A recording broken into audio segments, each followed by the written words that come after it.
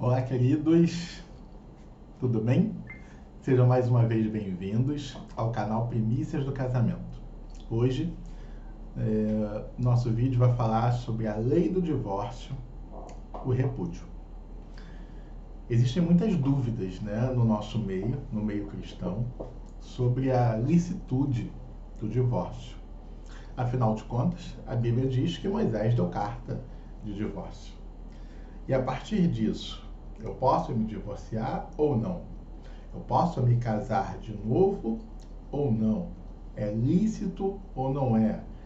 Eu posso, se o meu esposo ou a minha esposa adulterar, eu estou livre? Eu não estou livre? A gente vai tentar hoje responder, algumas dessas perguntas, algumas dessas dúvidas que permeiam, essa questão do divórcio e do repúdio, Tentar explicar também um pouquinho do que é repúdio, de fato, o que a Bíblia nos mostra. Nós vamos tentar responder tudo à luz da Bíblia e não por aquilo que a gente acha ou entende, E vamos tentar falar um pouquinho também do que a gente viveu nesse processo, tá? Antes de a gente começar o vídeo, eu quero te pedir mais uma vez para se inscrever no nosso canal, É muito importante, que vocês se inscrevam, Porque isso ajuda a que esses vídeos cheguem ao maior número de pessoas possível, Além, logicamente, de curtir, E comentar o que você tem achado desses vídeos, E do que isso tem feito na sua vida, tá? Não esqueça também de clicar no sino de notificação, que assim você recebe notificação toda vez que um vídeo novo entrar no ar. Tudo bem? Então vamos lá. Vamos entrar no assunto do vídeo. O que é o divórcio? Então vamos entender primeiramente o que a Bíblia fala a respeito de divórcio. Tá? Primeiro eu preciso te lembrar que o casamento, a instituição casamento, ela vem muito antes da instituição sociedade. Antes da formação das sociedades, dos estados, das cidades, dessas organizações, antes disso acontecer, Deus já havia instituído o casamento. Então, a lei do casamento, assim como a lei do divórcio, ela nada tem a ver com a lei dos homens. Então, para isso, todas as vezes que eu olhar para um casamento, para um pecado dentro de um casamento, para saber se esse casamento é lícito ou não diante de Deus, eu preciso olhar para as Escrituras Sagradas, porque lá estão as respostas. Porque não foi o homem que criou o casamento, assim também não é o homem que decide quando pode ou não ter divórcio, tá? O que a gente tem, só para ficar bem claro, é uma organização, como é que eu vou te dizer, uma regulamentação da sociedade daquilo que é o casamento, tá? E tá tudo bem a gente casar no cartório, no civil, obedecer a lei dos homens, isso não é pecado, tá tudo certo, é bom que faça. Porém, não é o cartório, não é a legislação dos homens que diz que eu sou casado ou não. Isso quem diz é Deus, e esses preceitos sobre o que é casamento, eles estão nas Escrituras, estão na Bíblia Sagrada. Dito isso, vamos ler um pouco de Bíblia, certo? Então eu quero te convidar a ler junto comigo Mateus 19, onde a gente vai relatar um momento em que os fariseus tentam ali fazer uma pegadinha com Jesus, E aí o texto começa lá no versículo 3 de Mateus 19, que diz assim: os fariseus também vieram até ele, tentando-o, e disse-lhe: é lícito ao homem repudiar sua mulher por qualquer motivo? E ele respondendo disse-lhe: não tendes lido que aquele que os fez no princípio, macho e fêmea, os fez? E disse: portanto, deixará o homem pai e mãe, e se unirá à sua mulher, e os dois serão uma só carne. Por isso, eles não são mais dois, mas uma só carne. Portanto, o que Deus ajuntou, nenhum homem separa. Então está respondido. Não tem separação, não é para se separar, essa é a resposta de Jesus, né? E não é para repudiar a mulher, muito menos por qualquer motivo. Essa é a resposta de Jesus, clara e objetiva. O homem e a mulher foram feitos lá no início, por Deus, macho e fêmea. Deixará o homem a seu pai e sua mãe, unir-se-á sua mulher e serão os dois uma só carne. O que Deus uniu, o homem não separa. Ponto final. Acabou a história, acabou a discussão. Homem e mulher são uma só carne quando essa união ela é divina, quando essa união ela é de Deus. Então, não há separação. Ponto. Respondido aí, vamos aos pormenores e entender o que aconteceu nessa confusão toda. Porque Jesus vai continuar falando. E quando Jesus fala, a gente precisa prestar muita atenção, porque tem muitos segredos nas falas de Jesus. Versículo 7. Disseram eles então. Então, por que Moisés ordenou dar-lhe carta de divórcio e para repudiá-la? Disse-lhes ele, Moisés, por causa da dureza dos vossos corações, vos permitiu repudiar vossas esposas. Mas não foi assim desde o princípio.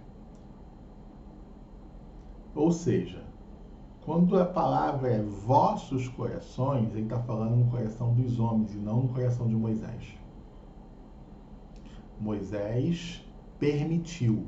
Ou seja, quando Moisés permite, a palavra permitir não é a mesma palavra que criou, originou. Não foi Moisés que criou o repúdio.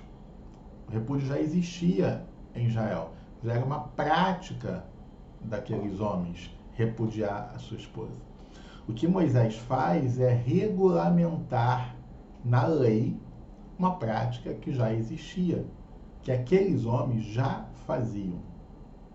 E Moisés faz isso tentando colocar um princípio de ordem naquele local, porque o coração daqueles homens eram duros. A gente vai falar um pouquinho mais sobre isso já já.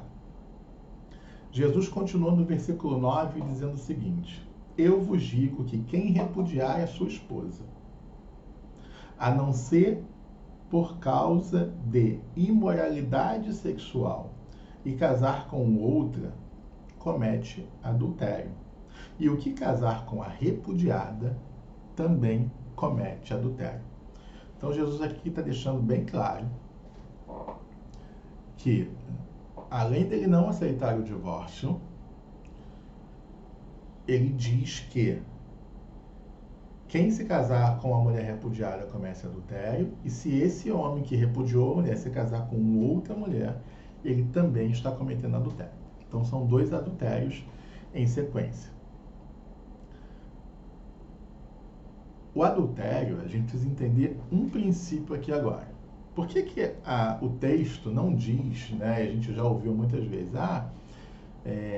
se for por adultério, a gente tem algumas versões bíblicas que colocam que é adultério na sua tradução, né? Ao invés de imoralidade sexual, ele entende que é adultério. Por que não é adultério? Vou te explicar o porquê que não é adultério. Porque o adultério ele já tinha penalidade bíblica. E a penalidade do adultério não era o divórcio. A penalidade do adultério era apedrejamento, morte. Por isso que não pode ser adultério o que está escrito. E se você buscar nas versões originais, você vai entender que o que está escrito lá é imoralidade sexual ou impureza sexual, que é o mais correto na minha opinião, tá? Mas aí alguns estudiosos dizem imoralidade sexual e tá tudo bem também, é só uma questão de entendimento. Mas o original fala desta forma, não fala adultério. E por que não realmente não pode ser adultério? Porque o adultério ele era punido com morte. Ou seja, se alguém adulterasse, ele era apedrejado. Se a gente lembrar um pouquinho, a própria Bíblia vai ter o caso da mulher adúltera que é levada a Jesus. E ambos estão, e todos ali em volta estão com pedras na mão para apedrejá-la. E aí Jesus diz: aquele que não tem pecado, atire a primeira pedra, e vocês conhecem o restante da história, ninguém taca a pedra, e aquela mulher é livre. Mas ela foi pega em adultério. E o crime, ou melhor, desculpa, e a pena para o adultério era o apedrejamento, a morte. Então, adultério não tem nada a ver com divórcio, ok? Mas para a gente entender um pouquinho melhor, vamos ler o que está escrito na lei quando Moisés institui a carta de divórcio. Isso está lá em Deuteronômio, capítulo 24. Eu vou ler com vocês do versículo 1 ao 4, que diz assim: quando o homem tomar uma mulher e a desposar, e acontecer dela não se encontrar benevolência aos seus olhos, por ele ter encontrado nela alguma impureza, então ele lhe escreverá uma carta de divórcio e a entregará na sua mão e a despedirá de sua casa. Primeiro momento, vamos entender quando que isso acontece. Olha só, quando o homem tomar uma mulher e a desposar, ou seja, na lua de mel, no exato momento. Quando ele fizer isso, levei para casa, me casei hoje, levei a mulher para casa e a desposei, ou seja, tivemos relações, nos conhecemos como homem e mulher.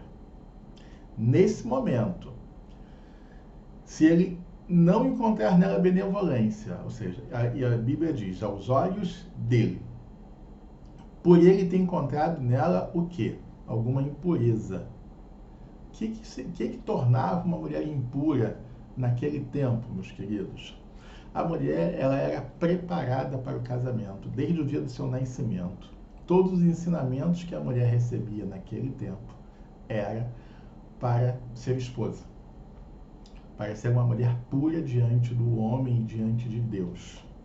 Paulo vai falar lá em 1 Coríntios um versículo muito interessante, que ele diz que a mulher virgem, mulher solteira, ela serve ao Senhor.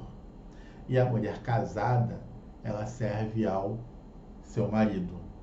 Logo, uma mulher virgem serve ao seu Senhor, ao seu marido, porque Deus é o cabeça. Jesus é o cabeça da igreja.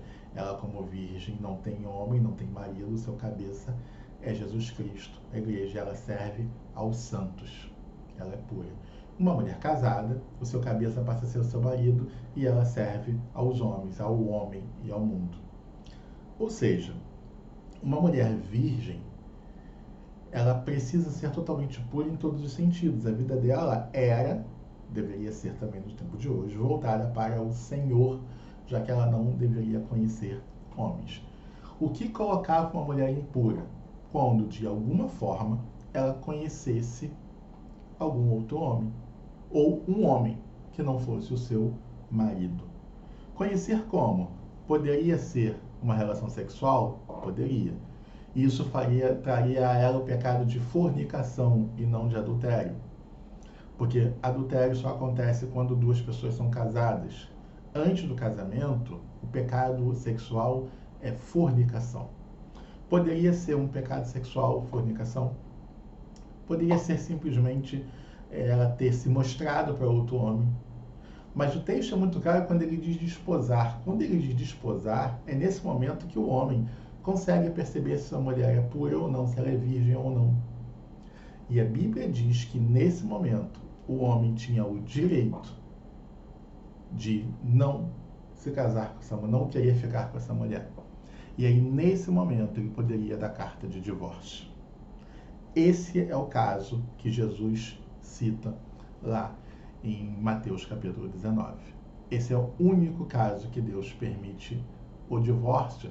E eu vou te explicar agora que o texto vai dizer em seguida que, na verdade, isso não é um divórcio. No próprio Deuteronômio, ele vai continuar o texto, capítulo 24, ele vai continuar o texto dizendo assim, ó.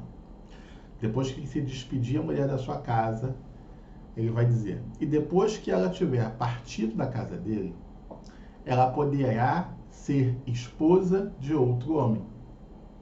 E se o último marido a odiar e lhe escrever uma carta de divórcio e a entregar na sua mão e a despedir de sua casa, ou se morrer o último marido, ou seja, ela se torna viúva, que a tomou para ser sua esposa, o seu primeiro marido, que a despediu, não poderá tomá-la outra vez para ser a sua esposa, depois que ela estiver contaminada, porque isso é abominação diante do Senhor. Então pare um pouquinho. Depois que ela tiver partido da casa dele, ela poderá ser esposa de outro homem. Primeiro ponto, Jesus já disse lá na frente que se houver repúdio ou divórcio, a mulher não pode se casar com outro, nem o homem pode se casar com outro, a não ser por impureza sexual. Aí aqui a gente tem um caso de impureza sexual. E a primeira coisa que fala depois que é despedida é que ela pode se casar. E aí, o que é mais interessante, além de poder se casar, o que o texto diz é que mesmo que ela seja repudiada de novo, ou que ela se torne viúva, ela não pode voltar. Por que o termo viúva me chamou tanta atenção? Porque se ela fosse repudiada pelo outro homem que não gostou dela por qualquer motivo, aí o texto está dizendo, não pode voltar para o primeiro marido e nem se casar com nenhum outro. Ok, a mesma coisa está sendo escrito lá no Novo Testamento, em Mateus. Não pode. Mas se ela ficasse viúva, teoricamente ela pode se casar com qualquer outro. E aí que vem a pergunta, por que ela não pode voltar para o primeiro marido? O primeiro ponto aqui é que esse primeiro casamento, ele sequer foi reconhecido por Deus. Não houve o casamento. Houve repúdio justamente na lua de mel. Ou seja, no momento em que vai se consumar o casamento, porque o casamento ele tem aquelas etapas que a gente já falou em outros vídeos, né? Ou seja, precisa haver voto público, precisa haver concordância entre os dois. Eu, Ivan, quero me casar com a Alessandra quer se casar com o Ivan. Então, os dois desejam. Existe um voto público, ou seja, a gente torna isso público. Os nossos parentes sabem, os vizinhos sabem, os amigos sabem, voto público. Existe o desejo e o voto público. Ambos estão livres, ou seja, eu sou solteira, ela é solteira, estamos livres e vamos nos casar. E para consumar agora esse casamento, ou seja, eu levo ela para minha casa e lá nós nos conhecemos, a consumação do casamento acontece. Nesse caso aqui, na consumação do casamento, não consumou o casamento. Por que não consumou o casamento? Porque nesse momento esse homem percebe que foi enganado. A mulher não é virgem, como disse que era. E nesse momento ele diz, não casarei com você. Você está liberada. Pode se casar com outro. O que você precisa? Precisa de uma carta de divórcio? É quando Moisés institui a carta de divórcio. É um documento para que todos saibam que você está livre, você não pertence a mim. E essa mulher sai e ela pode se casar com outro. Deus diz isso. Não sou eu que estou dizendo. Deus diz que ela está livre para se casar com outro. Por que ela está livre? Porque não houve a consumação do casamento. No ato de consumar, no ato sexual, esse homem descobre que foi enganado e ele libera esta mulher. Ele não aceita ela como mulher. Esse é o ponto. O que é diferente, querido, de estamos casados, vivemos aí durante um tempo juntos e agora eu resolvi desistir. É completamente diferente. E aí, que é um outro ponto também diferente, é a questão do repúdio e do divórcio. Ou seja, o divórcio está muito claro, é a carta que Moisés nos dá. O repúdio, ele está ligado ao desprezo que o homem dá à mulher ou a mulher dá ao homem. Queridos, esse desprezo, ele é extremamente condenado por Deus. Condenado. Por isso a instituição da carta de divórcio, porque o desprezo, o repúdio, ele revela justamente a dureza do nosso coração. E de alguma forma, Moisés dá essa carta de divórcio para pelo menos dar alguma dignidade a esta mulher, pelo menos que ela tenha o direito de voltar para a casa dos pais, para que ela more sozinha, se for o caso, mas que ela tenha algum direito de ter dignidade do que ficar dentro de uma casa sendo repudiada por um homem, dentro de uma cultura que naquele tempo era totalmente machista, onde as mulheres não tinham direito a nada. Esse é um assunto muito longo, muito grande. Eu entendo que a gente vai precisar, talvez, fazer mais vídeos sobre ele, mas eu quero te pedir uma coisa. Diga no comentário o que você achou e o que você mais quer saber sobre esse assunto, que a gente vai fazendo os próximos vídeos em cima daquilo que você comentar, principalmente sobre esse assunto. O que você acha? Faz isso com a gente, comenta aí, né? Curte esse vídeo e se inscreva no nosso canal. E a gente se vê no próximo vídeo. Um beijo!